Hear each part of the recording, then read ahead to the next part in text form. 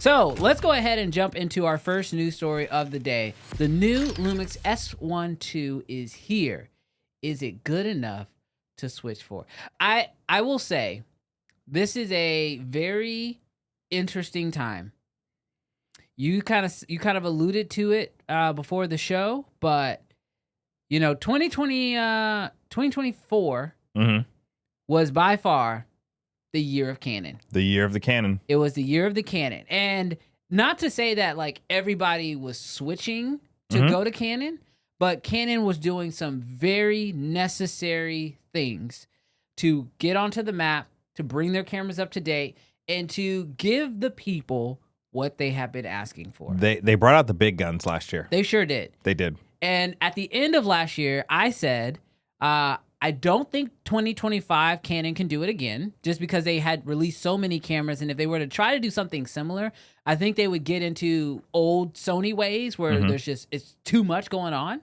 So then the natural question for me became, who is going to try to take advantage of not having Canon play in 2025?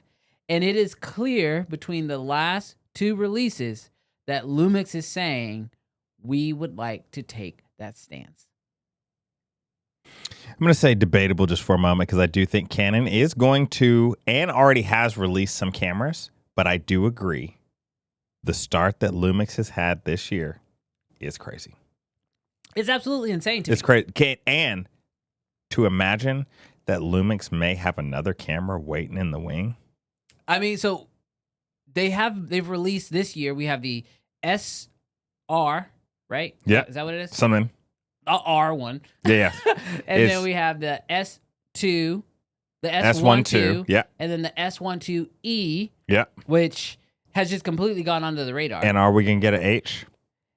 And then if an H drops this year, it'd be wild. That would be wild. Lumix trying to go full Canon. Yeah, they did. They did it all. If they drop an H, bro, they'd be trying to go full Canon for 2025. Brandon, I gotta 100% be honest. Yeah. Canon fan people don't disown me. I almost got influenced this week. Wow. I almost got influenced this week. Bro, I didn't get the deal. I felt like I was fighting for my life this week. Bro, when I tell you, Brandon, man, I watched Cam's video. I watched Kofi's video. I watched Armando's video. I watched Gerald's video. I watched the live stream. And I'm like, dude, I can tell you what it did it for me was the stabilization, the IBIS. So good. It'd be looking like a gimbal. Bro, walking handheld. The way Jarrell was like, you think you could just take it and just go walk through a house? Yeah. And shoot a home No tour? gimbals needed. No gimbals needed. And then obviously all of the 5K and the OpenGate, even if you're not doing anamorphic, although anamorphic's dope, all this sort of things, the autofocus looks like it's been vastly improved. The S1II, especially for its price span, definitely had me influenced this week. I am not saying that I'm buying the camera. Cannot wait for when it comes in and we get to test it out. Shout out to you, Sean.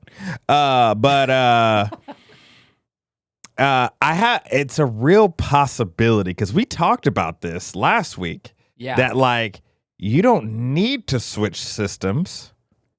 You just might have a little side piece. Yeah. That you shoot anamorphic with every once in a while. Look, you have a little something on the side. I'm getting a little influenced by the anamorphic stuff. I will tell you, dude, like, so right now, for those of you guys who don't know, I was on the phone with you, I think, when I was trying to build out my rig to shoot horizontal and vertical. And I've got this like little device that I bought that basically allows you to take your camera and you can like release a knob and it allows you to turn the camera vertically but still stay on the same plane, right?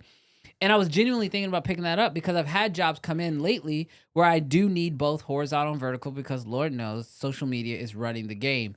And man, the way when I started thinking about OpenGate for like for those quick and dirty like real estate jobs, like when I'm shooting real estate marketing videos for my clients and it's like, oh, we need to show like a house tour or something, just to be able to shoot it in OpenGate so I can go back and forth, have a cut for horizontal, have a cut for vertical. I was like, oh, wait a minute. Yeah. Oh, wait a minute. It's kind of like your DJI drone.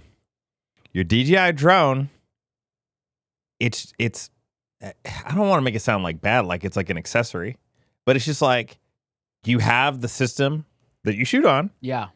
But you bring the DJI drone for a specific task. That's kind of like the S1II. You have it for different types of shoots. You have it for different types of shot. You have a different types of anamorphics, and it's great. This man said, Brandon, just switch already. You not broke. Why are you trying to spend my money, bro? I'm not broke because I make good decisions. Yeah. I'm not. Look, here's my deal. And this is like, I said this live with Sean, so I said it directly to Lumix's face. My problem with all brands right now is I am overly invested in the RF mount, and not happily overly invested, but I am. I'm overly invested in the RF mount. And my issue, when I genuinely think about it, is, and it's not like, this is nobody else's problem. Yeah. Right? This is nobody else's problem. This is a very unique Brandon problem. So when I talk about these cameras, I want you guys to understand where I'm coming from on this. Your camera doesn't have to be good enough or better than my camera to get me to switch. That's not the, like, for a lot of people, they look at it and they go, oh, my camera has to be, like, if this new Lumix is better than my current Sony, then I can switch cameras. You gotta be good enough for me to take a probably $3,000 to $5,000 loss in the loss in value of all my lenses that I would have to sell to jump ship. Now, the one thing that I am very interested in right now is the new Lumix has a 24 to 60. Is it 24 to 60? Yeah, 24 to 60 small weight lens that I'm like, okay, cool. I want to test that lens out. I'm going to have to figure out what the lens system looks like with Lumix because even, you know, obviously, like, I shoot Nikon, but I don't own a whole bunch of them, and I'm not overly invested in the Nikon mount either because my fear right now is genuinely doing what I did with RF. I lock myself into a mount system, I overinvest in a bunch of lenses, and then I feel trapped. Yeah. And I don't really want to make that same, like, mistake. That's really the only word I can think of. Like, I don't really want to make that same mistake again. So when it comes to, like, testing out these new cameras and seeing, like, if they're good enough to switch to, these cameras got to do a lot of lifting for me. So, chat, it's not me trying to, like, Brandon, am I going to do it? Am I not going to do it? Y'all talking about a $3,000 investment. I'm talking like a $6,000 investment. Brandon, answer the question, dog. What? You skating. You skating. Is it good enough to switch for? Are you switching to the S1II? This man ain't even got the camera. I don't have the camera. Like, let's be real. Like, is it good enough? I genuinely think as a camera, yes, it is a good enough camera for me to want to pick up from what I've seen. If I can just trust 100% what I've seen, is it good enough for me to want to pick up over like my Canon R3? Yeah, probably. But is it good enough for me to want to sell? Is it the OpenGate? Is it good enough for me to sell all of my Canon lenses? Is it the OpenGate and IBIS? It is the OpenGate. It is the IBIS.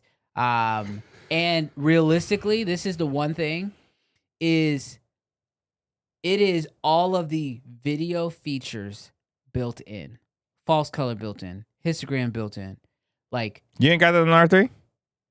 No, I ain't got no false color in the R6. You have false color on the R6? I ain't got no false color. Dang, that's wild. Yeah, I ain't got no false color. I ain't upgrade got no to an waveforms. R6, dog. Upgrade my R3 to an upgrade R6. to an R6 Mark II, dog. This is the bull crap you got to deal with when you shoot Canon. They'll go put false color on that's a wild. cheap little camera like the R6. Okay. Update your firmware. I'm fully updated. Fully updated. I don't have false color. Dude, that's a cripple hammer. I'd be so mad. I am pissed. Why do you think I've been looking? Wow. And this is the stuff that I like is really frustrating to me. Wow. I didn't even know the R6 had it. That's wild. Yeah. That makes me even more mad. Hey, thanks so much for checking out this clip. But you know what's better than watching these clips? Enjoying the show live, which we do every single Friday at 11 o'clock Central Standard Time. The best part is if you disagree with what we have to say, you can tell us that live in the chat. So we'd love to see you there. this Friday.